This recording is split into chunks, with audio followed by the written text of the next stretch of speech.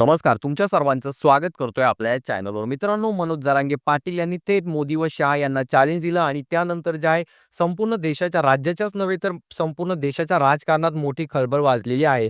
तर नेमकं प्रकरण काय घडले आपण पाहणार आहोत. परंतु तत्पूर्वी तुम्हाला विनंती असेल, चॅनलवरती नवीन असाल तर चॅनलला नक्कीच सबस्क्राईब करा.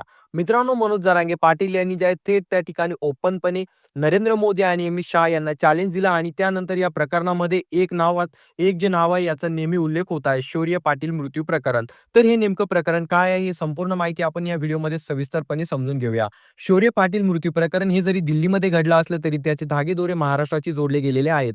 महिनाभरापूर्वी जे आहे दिल्लीतल्या प्रसिद्ध सेंट कोलंबस स्कूलमध्ये 10वी शिकणाऱ्या एका मराठी विद्यार्थ्याने मेट्रो स्टेशनच्या प्लॅटफॉर्मवरून उडी मारत आत्महत्या केली. शौर्य पाटील हा नवी दिल्लीतील राजीवनगर परिसरामध्ये राहत होता, मात्र तो मूळचा महाराष्ट्रातील सांगली जिल्ह्यातील खानापूर तालुक्यातील ढवळेश्वर गावचा रहिवासी होता.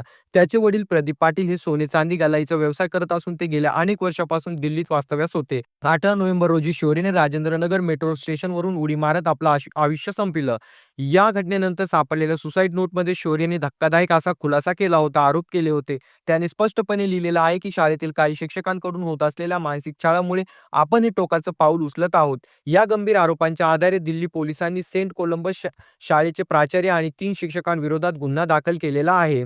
तर या प्रकरणामध्ये जे आहे मनोज जरांगे पाटील यांनी दखल घेत थेट ते दिल्लीला पोहोचले आणि त्या ठिकाणी त्यांनी शौर्यच्या कुटुंबाची भेट घेतली आणि केंद्र सरकारकडे थेट कारवाई करण्याची मागणी केलेली आहे. जरांगे पाटील यांनी स्पष्ट शब्दात इशारा दिला आहे की या प्रकरणातील दोषी शिक्षकांवरती तात्काळ कारवाई झालीच पाहिजे आणि त्याचसोबत संबंधित शाळेची मान्यता देखील रद्द करण्यात यावी. इतकंच नाही तर त्यांनी आक्रमक भूमिका घेत असंही म्हटले, जर तुम्ही कारवाई केली नाही तर तुमच्या शाळा महाराष्ट्रात चालू दिल्या जाणार नाही. मनोज जरांगे पाटील यांनी यावेळी थेट पंतप्रधान नरेंद्र मोदी आणि गृहमंत्री अमित शहा यांना सवाल केला.